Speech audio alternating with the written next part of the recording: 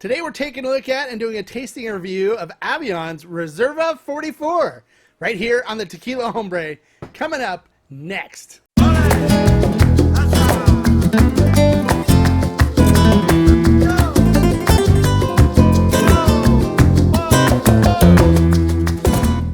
Hello and welcome to this episode of the Tequila Hombre. If the name Avion sounds familiar and you're wondering where you've heard that before, if you're a fan of the show Entourage, it was the name of the brand, and it actually was a real tequila brand that was owned by Turtle on the show Entourage. So that's probably where you've heard of it before.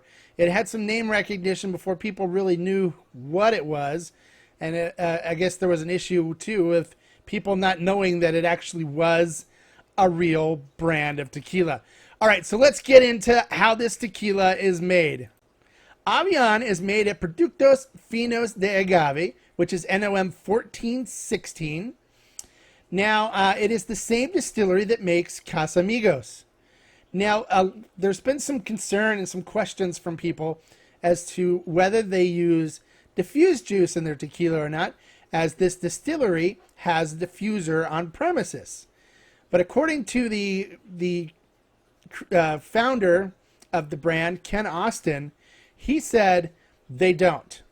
As a matter of fact, some other people have taken pictures and posted information that they actually have their own production area at the distillery. So this is basically how the Avion brand is made.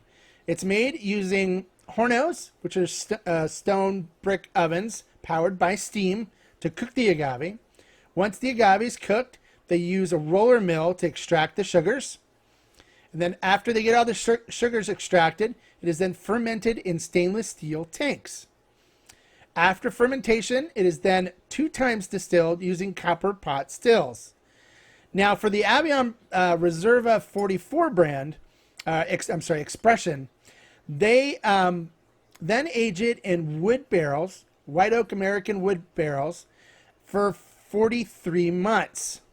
And then what they do is after the 43 months is up, they take it out of those barrels and they put them in petite oak barrels and age them for 30 days in a smaller oak barrel. And this is supposed to add some more interesting characteristics to it and really give it depth and stuff in the flavor profile.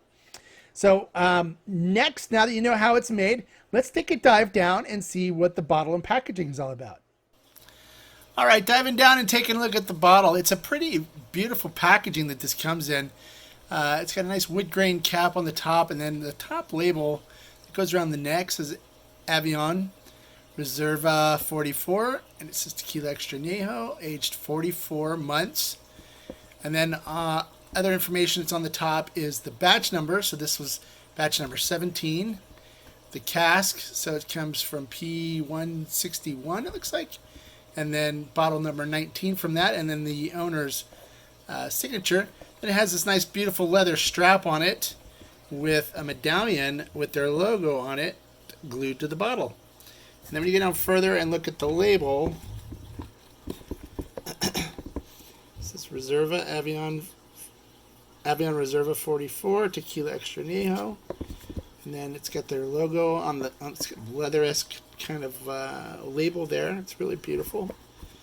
And then it says the alcohol percentage, all the other information, government information, the NOM, which is 1416, CRT, and then the government warning on it. And that's the bottle. And then it comes in this beautiful box that opens and closes. And on the inside, it kind of talks about the tequila and what it's all about. It's beautiful packaging on it. Just kind of back out a little bit and give you a little bit of a overall view of it. It looks fantastic. So they did a great job on the packaging. So now let's go and do a tasting of it and see if the tequila inside is as good as the packaging. All right, so let's get into the tasting. So first, I am using the Jarrito Stazel nosing glass, as I usually do. Let's pour a little bit in here. Check this out. All right. As you can see, it is a golden brown, amber brown color to it. It is clear. There's not anything floating in it, which is always a good sign. And then if you look at the glass, you can see the tears coming down the glass. So it coats the glass pretty well, which means it's going to have a nice thick viscosity to it. Let's check it out. On the nose, I'm getting heat. I'm getting alcohol on the nose. I'm getting caramel up front with vanilla. Lots of vanilla, lots of caramel.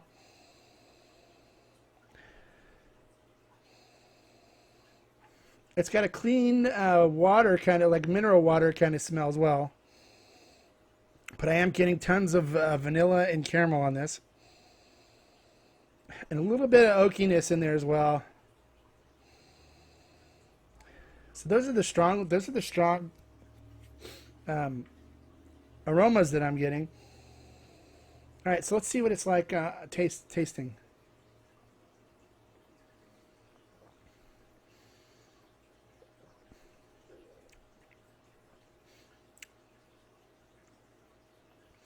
All right, it does have a nice oily, creamy mouthfeel to it.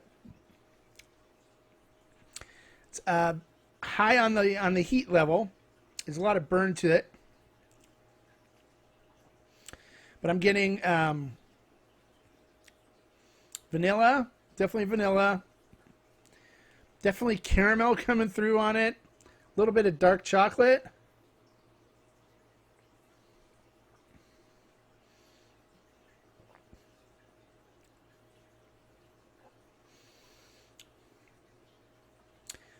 And in the middle, there's a really strong, woody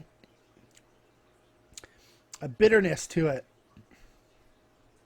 I'm not getting much cooked agave, if any at all, on this. But I tell you, the burn on it is a little off-putting to me. I typically prefer an tequila that has a little more agave forwardness to it. It's got you get some more of that cooked agave taste in the front.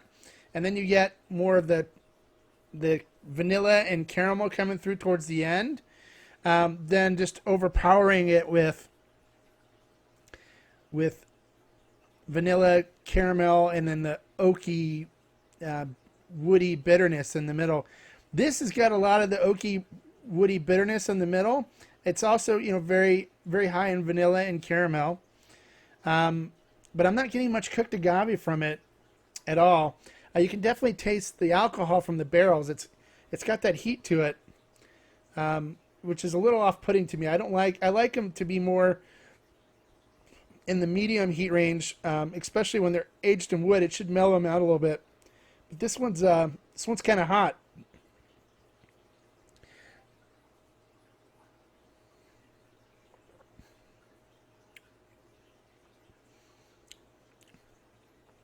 You can definitely pick up it's like cognac from it, the alcohol they used.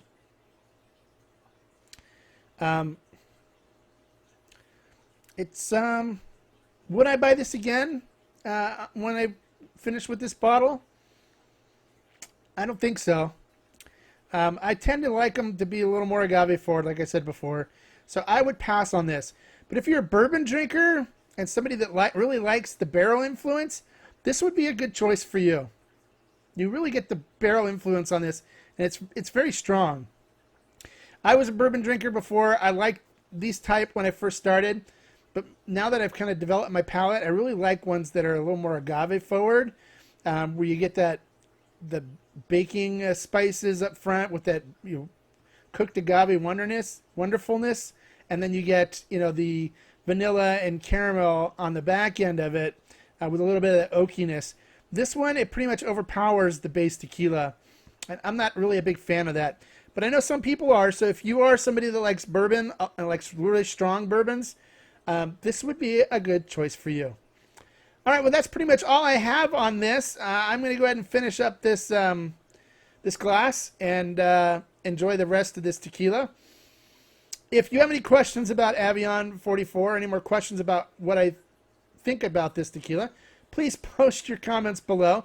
If you've tried it and you'd like to tell us what you think of this tequila, please post your opinions below. We'd love to hear from you. Don't forget to give us a like. Don't forget to subscribe. We get some other great reviews coming up as well.